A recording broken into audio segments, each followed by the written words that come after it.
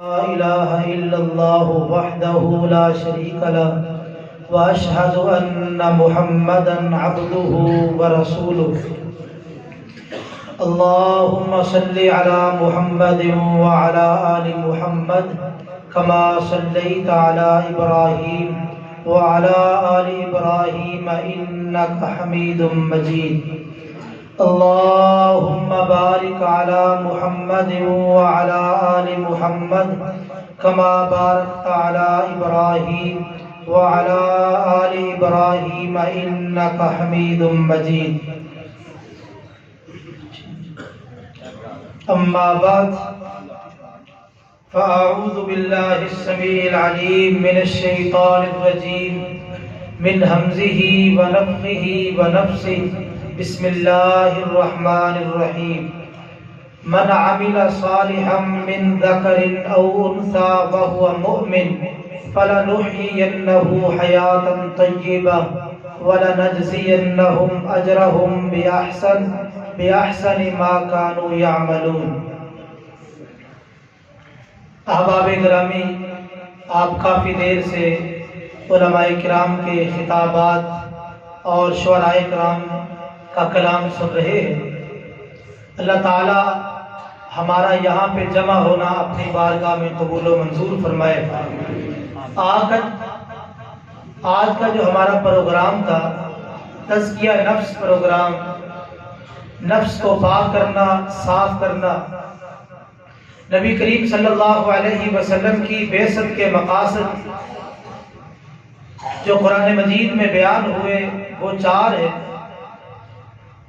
یعلمہم الکتاب والحکمہ، کتاب و حکمت کی تعلیم، ویزکیہم، اور ان کو پاک کرنا، اور اسی طرح یتلو علیہم آیاتی، اللہ کی طرف سے نازل ہونے والی آیات کی تلاوت کرنا۔ ان چار مقاصد میں سے ایک مقصد لوگوں کے قلوب و اذہان کو پاک کرنا، دل و دماغ کو صاف کرنا، یہ آپ کی بعثت کا بہت بڑا مقصد تھا۔ آپ دنیا میں تشریف لائے یہ چار مقاصد لے کے، اور آج ان چار مقاصد میں سے ایک مقصد کے عنوان کے حوالے سے ہم اس مقام پہ جمع ہوئے ہیں۔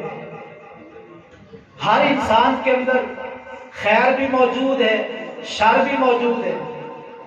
آپ کی آمد کا مقصد کہ اس شر کے جذبے کو دبایا جائے اور خیر کے جذبے کو بلند کیا جائے۔ خیر کا جذبہ اتنا بلند ہو جائے کہ مومن کا اٹھنا بیٹھنا، مومن کا ہر عمل اللہ کو پسند آ جائے اور اللہ تعالیٰ اس کی نجات کا ذریعہ بنا دے۔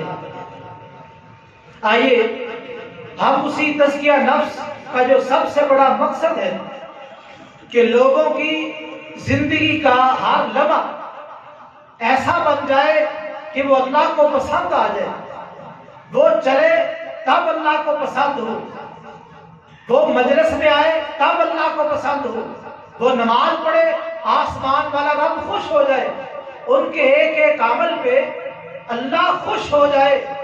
یہ ایک بہت بڑا مقصد ہے، اور یہ کام حاصل ہوتا ہے جب کسی قوم کے قلوب و اذہان پاک اور صاف ہو جاتے ہیں۔ قرآن مجید کی جو آیت میں نے آپ کے سامنے پڑھی ہے، میں انتہائی اختصار کے ساتھ آپ کے سامنے اس آیت کے حوالے سے کچھ گزارشات رکھنا چاہتا ہوں۔ سب سے پہلے آپ اس کا ترجمہ سنیں۔ فرمایا من عمل صالحا، جو آدمی صالح عمل کرے، من ذکر او انثی، مرد ہو یا عورت، وہو مومن، شرط یہ ہے کہ وہ مومن ہو، فَلَنُحْيِيَنَّهُ حَيَاةً طَيِّبَةً، اللہ فرماتے ہیں ہم اسے ضرور پاکیزہ زندگی عطا کریں گے، وَلَنَجْزِيَنَّهُمْ أَجْرَهُمْ بِأَحْسَنِ مَا كَانُوا يَعْمَلُونَ، اور ہم ضرور بے ضرور اس کے خوبصورت اعمال کا بدلہ دیں گے۔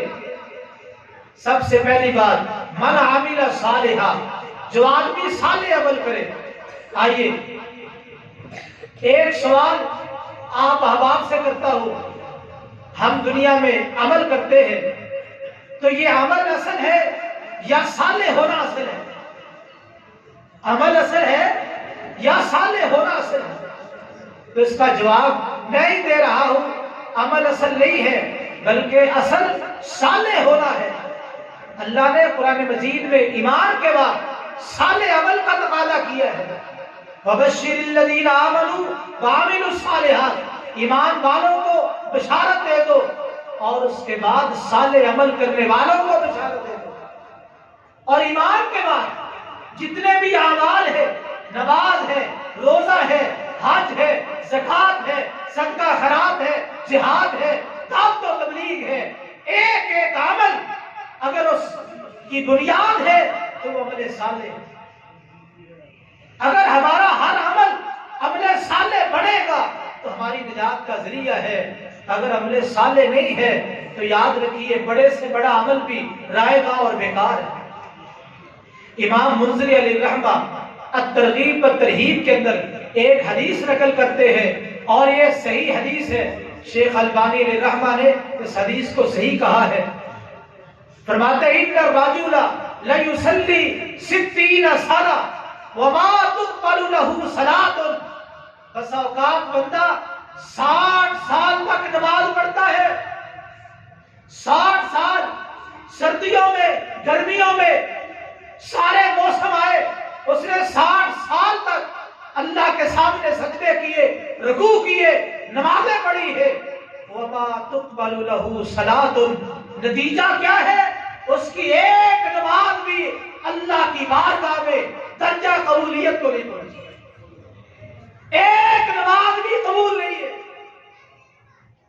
لعلہ یتم الرکوع ولا یتم السجود، راوی بیان کرتا ہے شاید اس کی نماز کے اندر یہ کوتاہی ہے کہ اس کا رکوع صحیح ہے، سجدہ غلط ہے، یا سجدہ صحیح ہے، رکوع غلط ہے، تو ایک رکن غلط ہونے کی وجہ سے، سنت کے مطابق نہ ہونے کی وجہ سے 60 سال کی نماز، 60 سال کی عبادت رائے گاں اور بیکار ہے، اللہ کو ایک نماز بھی قبول نہیں ہے۔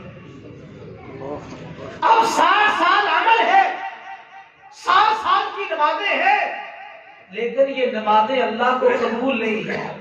قبول کیوں نہیں؟ یہ نمازیں ہیں لیکن صالح نہیں ہے، عمل ہے لیکن اچھا نہیں ہے، عمل ہے سنت کے مطابق نہیں ہے، تو یہ ساری نمازیں بیکار ہیں۔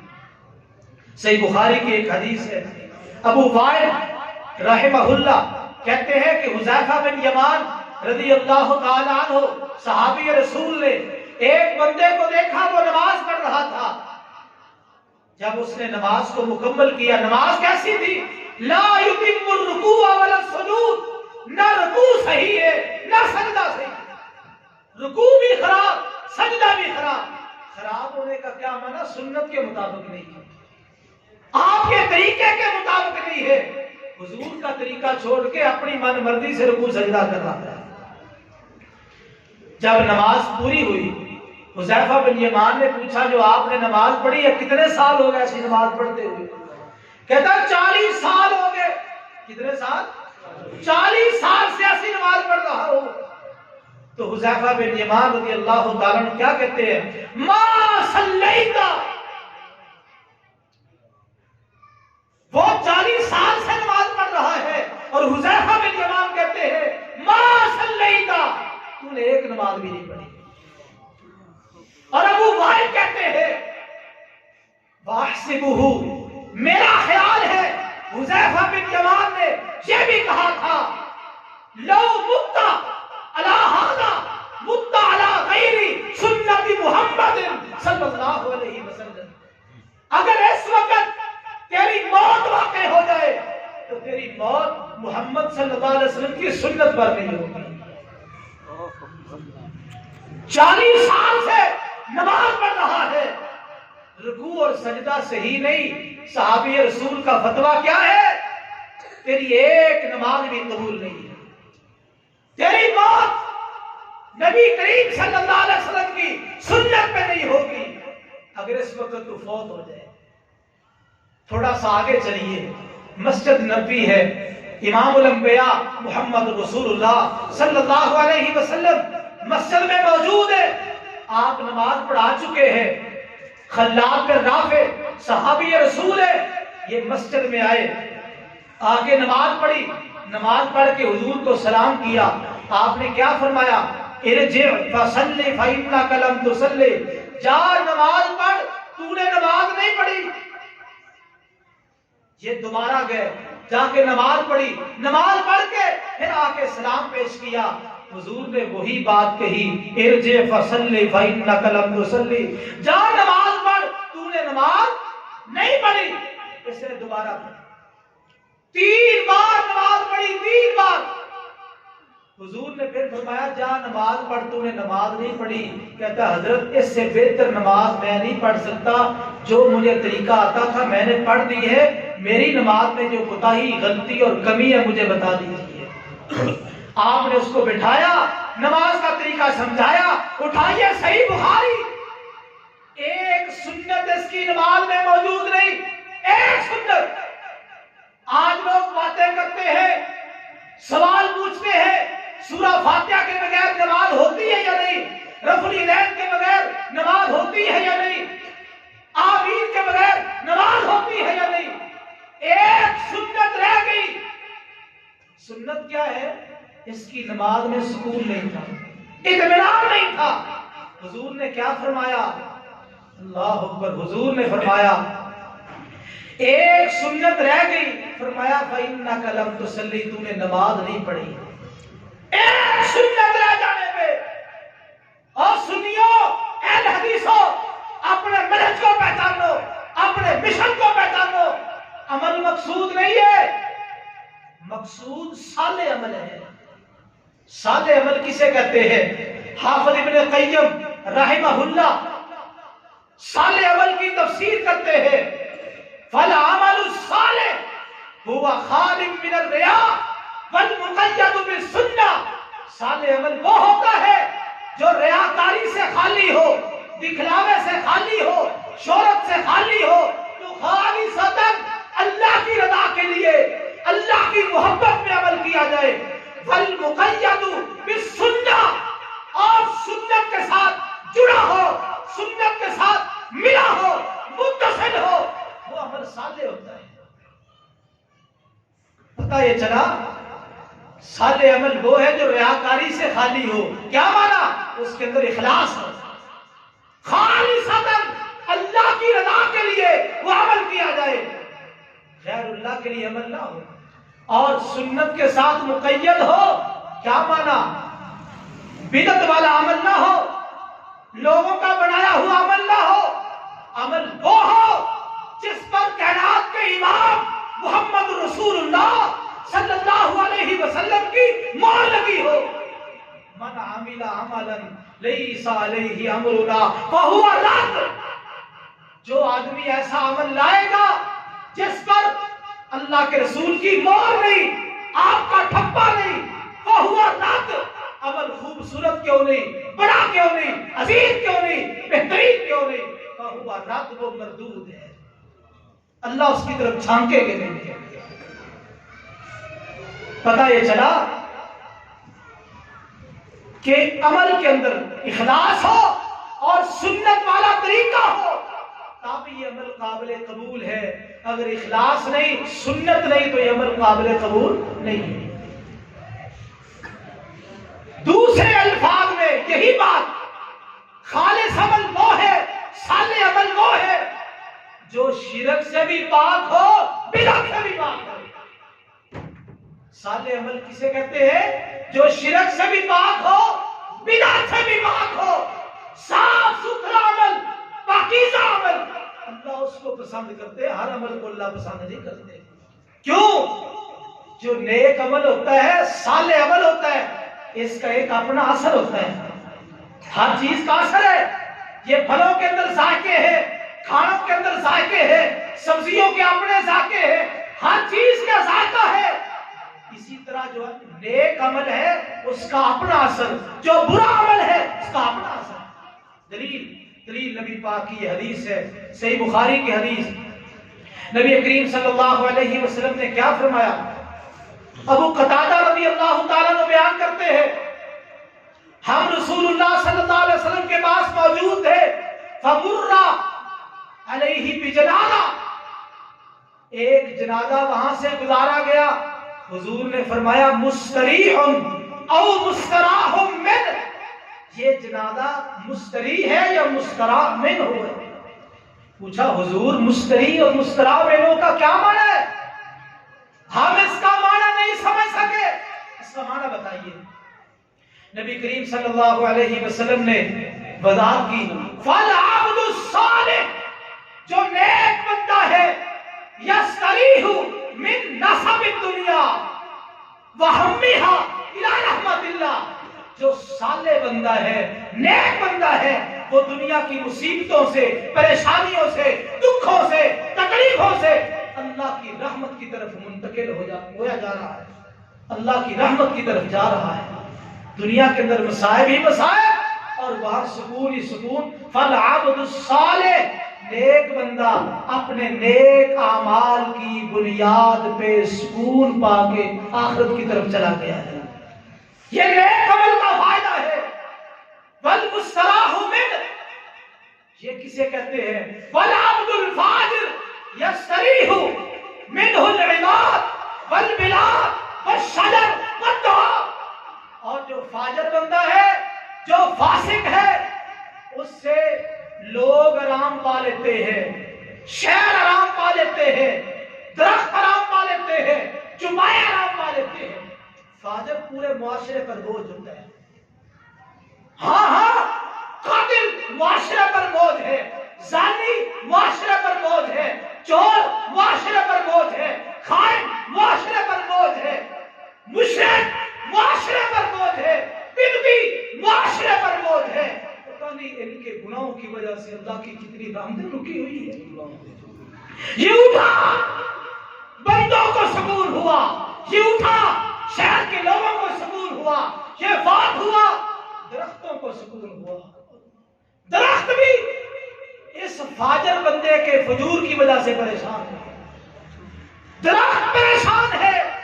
والدواب، یہ درندے، یہ جانور چوپائے، یہ بھی اس فاجر بندے کے گناہوں کی وجہ سے پریشان ہے۔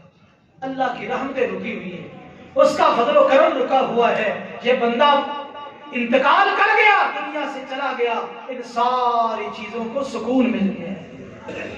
تو آپ نے دیکھا جو صالح آدمی ہے اس کو سکون ملا، یہ نیک عمل کا اثر ہے، اور جو فاجر آدمی ہے اس سے لوگوں نے سکون پایا، اس کا برا اثر کیا تھا؟ اللہ کی رحمتیں رکی ہوئی تھی، یہ فوت ہوا، اللہ کی رحمتوں کا نزول شروع ہو گیا۔ آئیے، صالح ہونا اس کا بڑا فائدہ ہے۔ قرآن مجید کی ایک آیت پڑھتا ہوں، من عمل صالحا فلنفسہ ومن اساء فعلیہا، جو آدمی نیک عمل کرتا ہے فلنفسہ، اس کی ذات کو اولاً فائدہ ہے۔ نیک عمل کا میں کروں مجھے فائدہ، آپ کریں آپ کو فائدہ، مرد کرے اس کو فائدہ، عورت کرے اس کو فائدہ۔ جو بھی نیک عمل کرے سب سے پہلے کس کو فائدہ؟ فلنفسہ، انسان کو بذات خود۔ ومن اساء فعلیہا، اور جو برا عمل کرے انسان کے اوپر بوجھ ہے، انسان کے اوپر بوجھ ہے۔ آئیے، اگر ماں باپ نیک ہوں، ماں باپ نیک ہوں، اولاد کو فائدہ ہوتا ہے، اولاد نیک ہو تو ماں باپ کو فائدہ ہوتا ہے۔ صالح ہونے کا فائدہ، اگر ماں باپ نیک ہے اولاد کو فائدہ، اولاد نیک ہے ماں باپ کو فائدہ ہے، فائدے ہی فائدے ہیں۔ ماں باپ نیک ہو تو اولاد کو کیسے فائدہ ملتا ہے؟ قرآن مجید میں اللہ تعالیٰ نے موسیٰ علیہ السلام اور خضر علیہ السلام کا واقعہ ذکر کیا ہے۔ یہ دونوں نبی آپس میں ملے، چل پڑے، ایک بستی والوں کے پاس گئے، ان سے جا کے کھانا مانگا، استطعما، ہمیں کھانا کھلاؤ۔ ایک یہ بھی پتا چلا جو خضر علیہ السلام کے بارے میں کہتے ہیں نا کہ پتہ نہیں وہ کیا تھے، پتہ نہیں وہ کیا تھے، وہ انسان تھے۔ استطعما، کھانا مانگا، دونوں نبیوں نے کھانا مانگا، کھانے کے لیے مانگا نا۔ تو موسیٰ علیہ السلام جس طرح کھانا کھانے والے تھے، خضر علیہ السلام بھی کھانا کھانے والے تھے۔ بستی والوں نے انکار کر دیا۔ اسی بستی میں 2 یتیم بچے، ان کے گھر کی دیوار گرنے ہی والی تھی، جناب خضر نے اس کو درست کر دیا۔ موسیٰ علیہ السلام نے کہا انہوں نے ہماری مہمانی نہیں کی، تو آپ اگر اجرت لے لیتے، مزدوری لے لیتے، ہم کھانا خرید لیتے تو کھانا تو کھا لیتے کم از کم۔ خضر علیہ السلام نے کہا میرا اور تیرا معاہدہ تھا کہ تو صبر نہیں کر سکے گا، اب میری اور تیری جدائی ہے، میں تجھے وجہ بتاتا ہوں کہ یہ سبب کیا ہے۔ تینوں واقعات اس کی وجہ بتائی، اور اس واقعے کی وجہ کیا بتائی، دیوار کیوں درست کی؟ کہا ان کا باپ نیک آدمی تھا، باپ نیک آدمی تھا، اس نے فوت ہونے سے پہلے دیوار کے نیچے خزانہ یعنی سونا چاندی رکھ دیا، جب میری اولاد جوان ہوگی، دیوار گرے گی، خزانہ نکالیں گے، اپنی ضرورتوں کو پورا کریں گے۔ ہوا کیا، اولاد ابھی چھوٹی ہے، بچے چھوٹے ہیں، دیوار پہلے گرنا چاہتی ہے، اللہ نے حکم دیا فاراد ربو کا، تیرے رب نے ارادہ کیا، خضر کو حکم دیا کہ اس دیوار کو سیدھا کر دو، دیوار کو درست کر دیا۔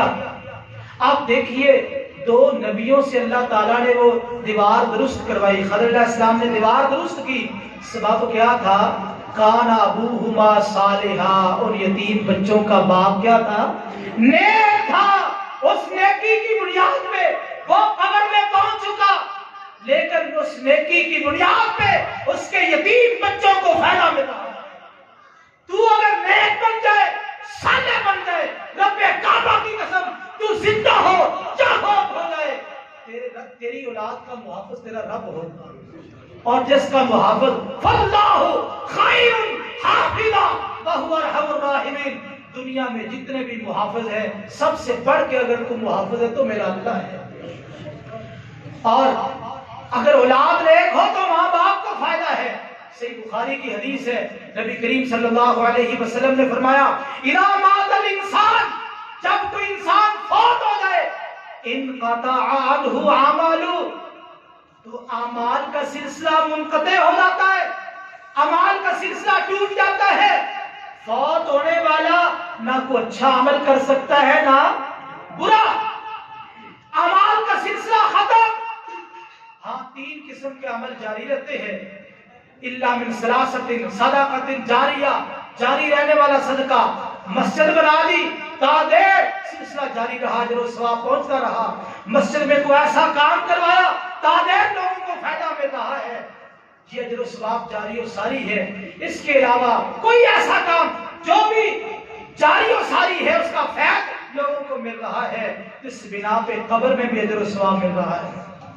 اور علم ينتفع بھی، یا ایسا علم جس سے نفع حاصل کیا جاتا ہے، اور او ولد صالح يدعو له، یا نیک اولاد جن کی تربیت کر کے، ان کو نیکی سمجھا کے، قرآن پڑھا کے یہ ماں باپ قبر میں چلے گئے، یہ نیک اولاد دعا کرتی ہے، نیکی کرتی ہے، قبر میں ماں باپ کو اجر و ثواب پہنچتا ہے۔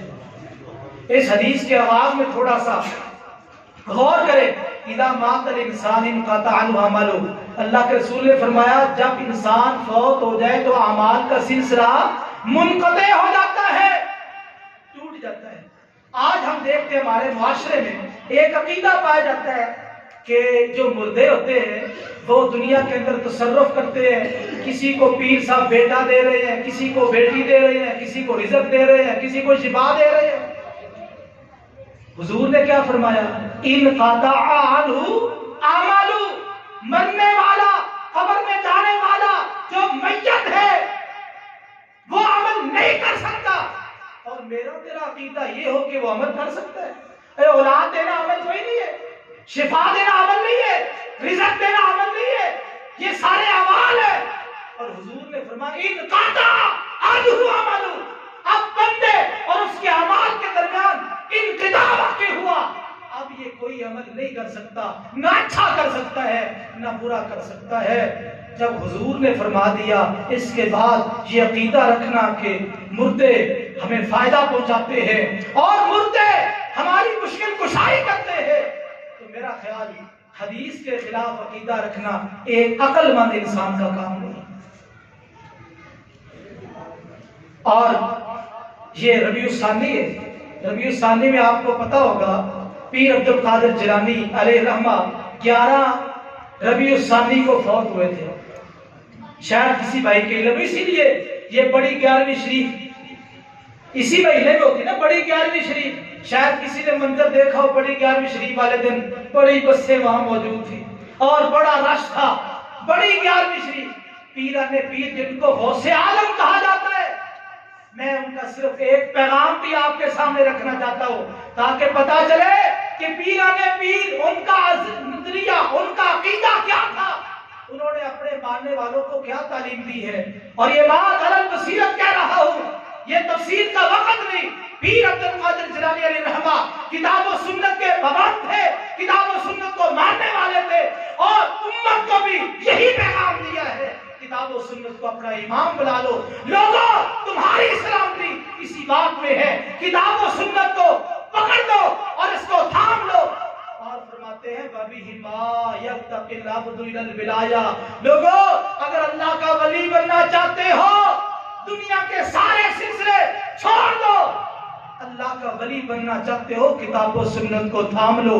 کتاب و سنت کی پیروی کر کے بندہ اللہ کا ولی بنتا ہے. آج ولایت کی ہم نے بے شمار شرائط بنا رکھی ہے، لیکن پیران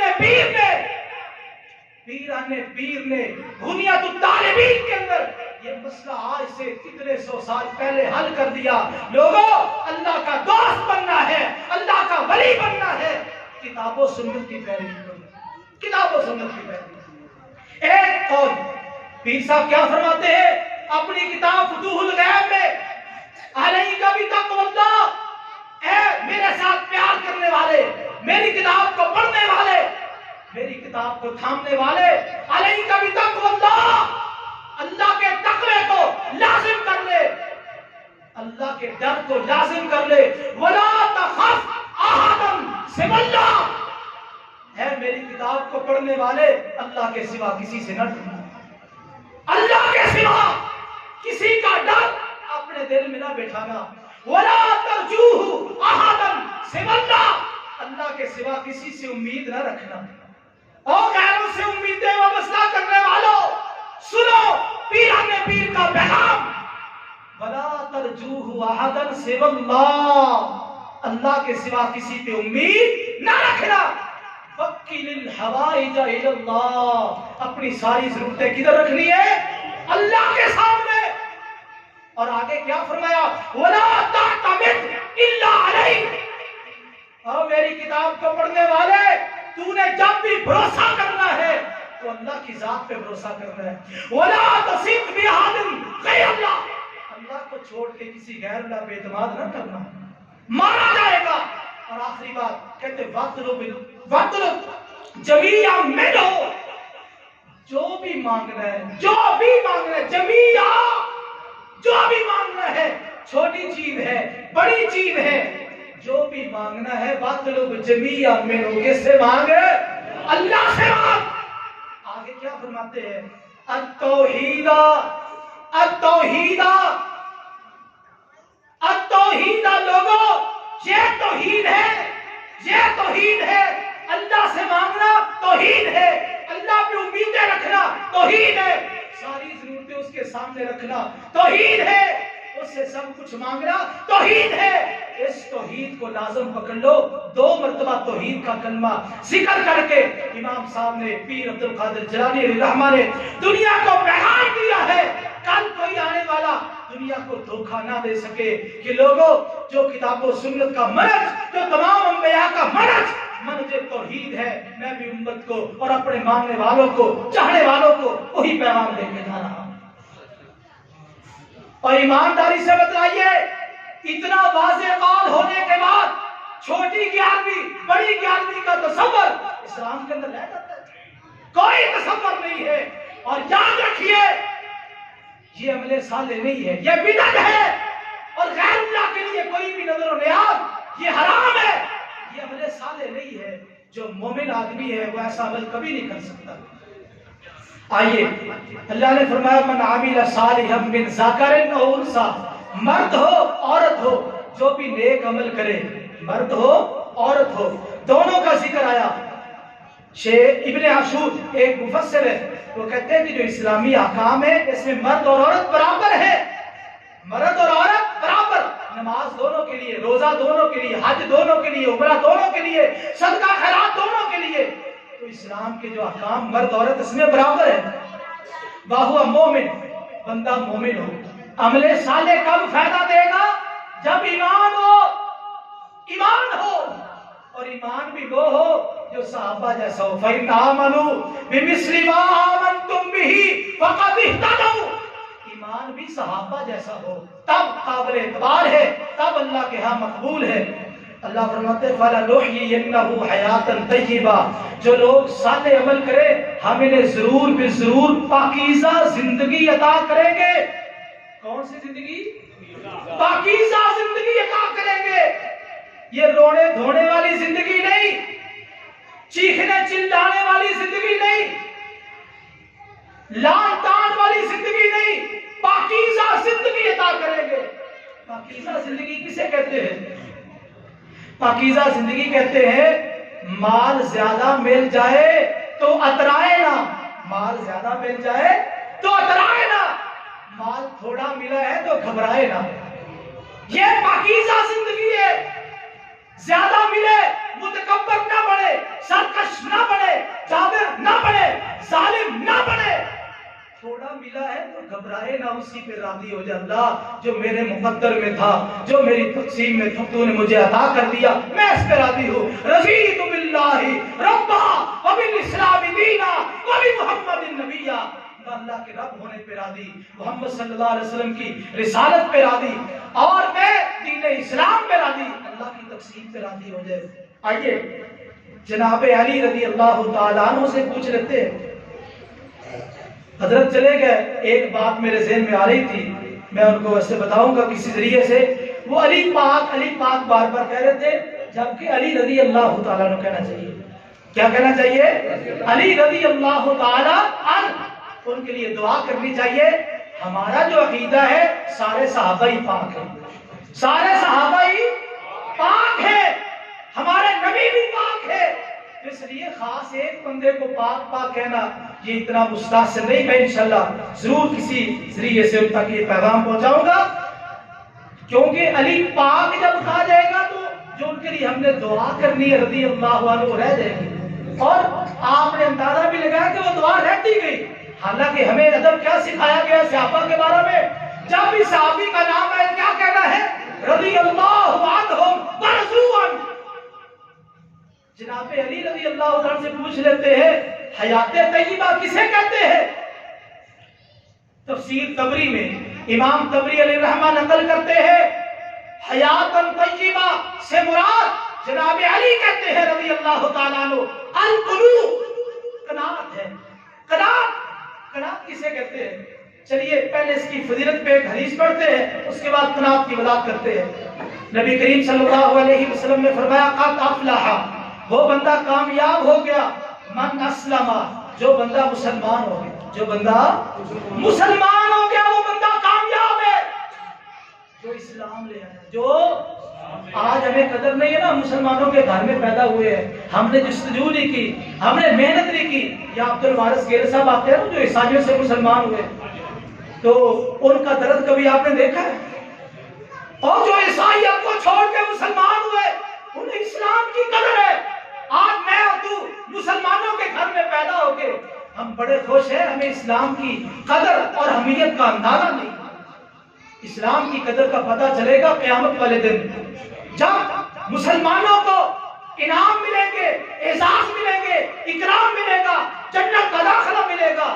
اس وقت ربما یود الذین کفروا لو کانوا مسلمین، جب مسلمانوں کو مرتبے مل رہے ہیں، جنت کے داخلے مل رہے ہیں، کافر بھی خواہش کریں گے کاش ہم بھی کسی نہ کسی درجے کے مسلمان ہوتے، جہنم سے نکل کے جنت میں چلے جاتے۔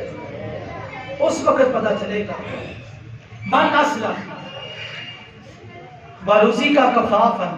دوسری چیز، وہ بندہ کامیاب ہے جو مسلمان ہو گیا اور اس کی ضرورتیں پورا کرنے کے لیے اس کو رزق دے دیا گیا، اس کی ضرورتیں پوری ہو رہی ہے، ضرورتیں پوری کرنے میں وہ کسی کا محتاج نہیں ہے۔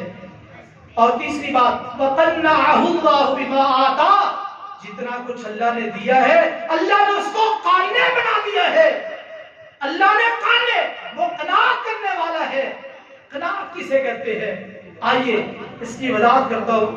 القناعت الرضا بما آتى اللہ، جو اللہ نے دے دیا اس پہ راضی ہو جانا، جو میرے رب نے دے دیا اس پہ راضی ہو جانا. وَتَرْكُ الْمُشَفِّقِ إِلَى الْمَفْقُودِ، جو چیز نہیں ملی اس کی ہرس چھوڑ دینا. جو چیز نہیں مل سکی، میرے مقدر میں نہیں تھی، عہدہ نہیں ملا، ملازمت نہیں ملی، دکانداری نہیں ملی، کاروبار نہیں چلا. وَتَرْكُ الْمُشَفِّقِ إِلَى الْمَفْقُودِ، جو چیز نہیں مل سکی اس کا حریص نہ بنے. وَالْاِسْتِغْنَاءُ بِالْمَوْجُودِ، جو اللہ کی نعمت موجود ہے اس کے ساتھ غنا حاصل کر لے. یہ قناعت ہے.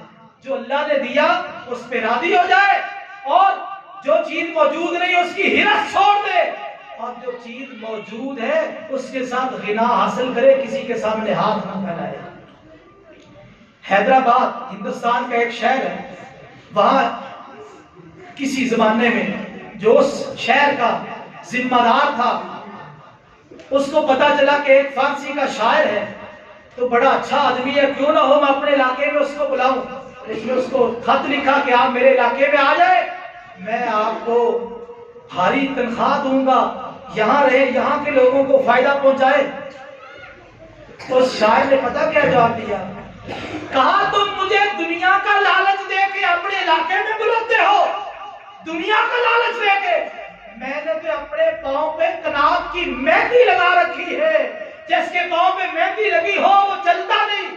میں نے قناعت کی مہندی لگا رکھی ہے، تو مجھے ساری دنیا بھی دے دو تب بھی میں علاقہ چھوڑنے کے لیے تیار نہیں. اور شیخ سعدی علیہ الرحمہ نے کہا تھا خالی آنکھ خالی انکڑی ایک دو روٹیوں سے بھر جاتی ہے. انکڑی خالی ہو ایک دو روٹیوں سے بھر جائے گی. اور جو حریص انسان ہے، لالچی انسان ہے، اس کو ساری دنیا بھی دے دو تب بھی اس کی آنکھ نہیں بھرے گی. یہ لالچی اور حریص انسان یہ ذلیل ترین انسان ہے. اور امام راضی علیہ الرحمہ نے کہا تھا لوگوں لا یطیب عیش عالم فی الدنیا الا عیش الخالق.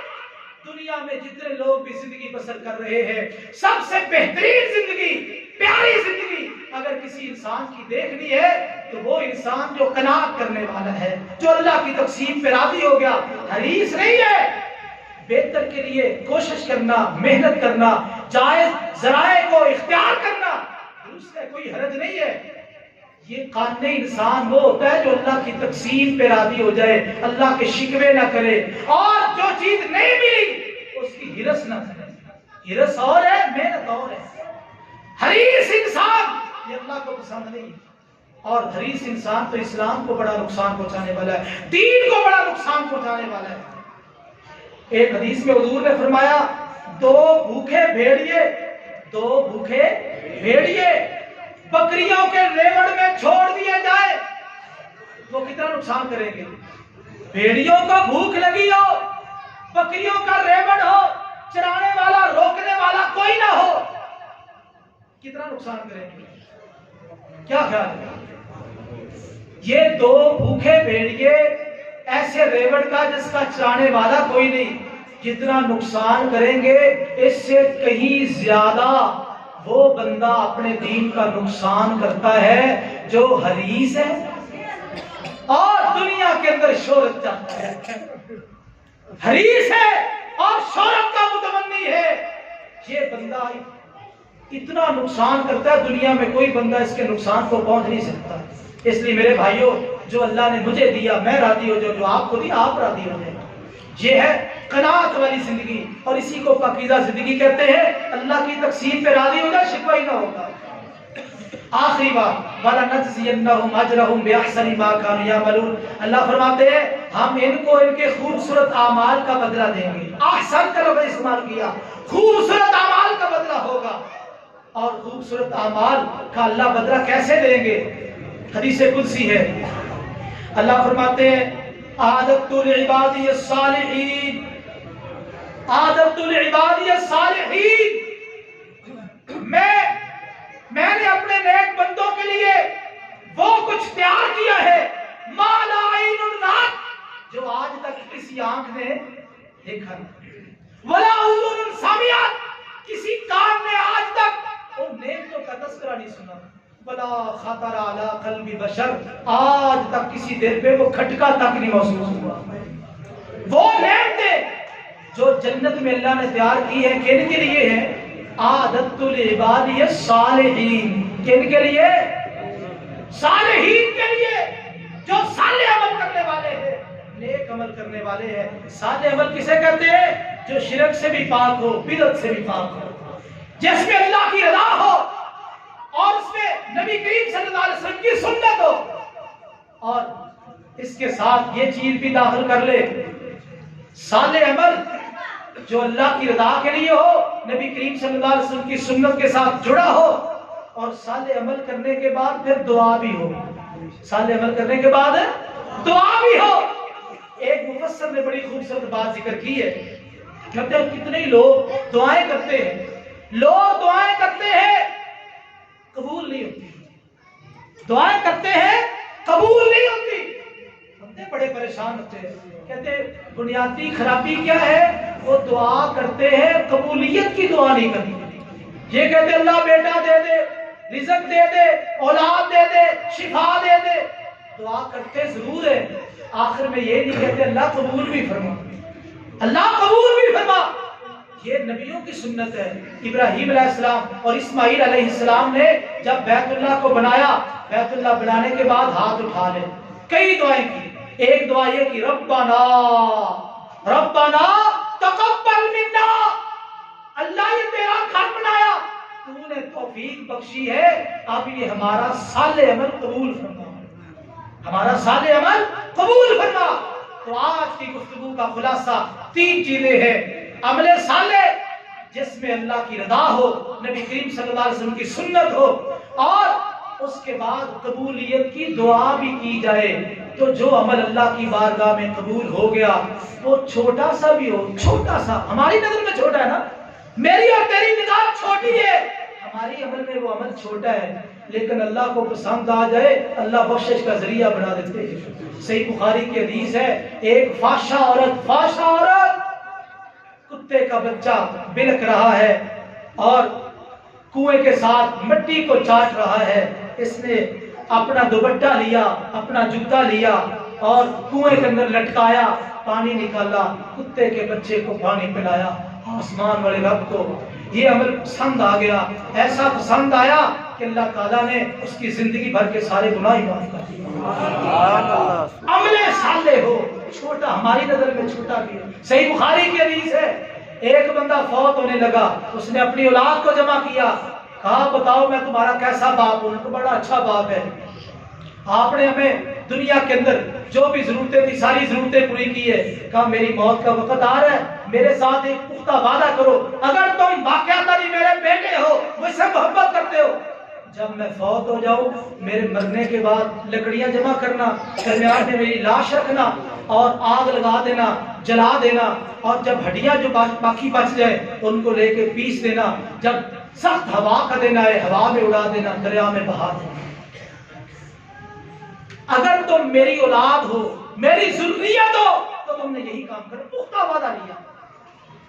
ابا جان مسئلہ کیا ہے؟ کیوں آپ ایسا کہہ رہے ہیں؟ کہنے لگے بیٹا مسئلہ یہ ہے، میں نے بڑا گناہگار شخص ہوں، بڑا گناہگار ہوں، کوئی نیک عمل نہیں ہے، اگر اللہ نے مجھ پہ قدرت ڈالی تو مجھے ایسا عذاب ملے گا، دنیا میں ایسا عذاب کسی کو نہیں ملے گا، مجھے اللہ سے ڈر لگ رہا ہے، مجھے اللہ سے ڈر لگ رہا ہے۔ یہ اتنی دیر کے لیے اللہ سے ڈرا ہے، اللہ سے ڈرنا بھی نیک عمل ہے نا۔ یہ فوت ہو گیا، اولاد نے ایسے ہی کیا، اللہ نے ہواؤں کو حکم دیا، دریاؤں کو حکم دیا، اپنے سامنے بندے کو کھڑا کیا، ہاں میرے بندے یہ کام کیوں کیا ہے؟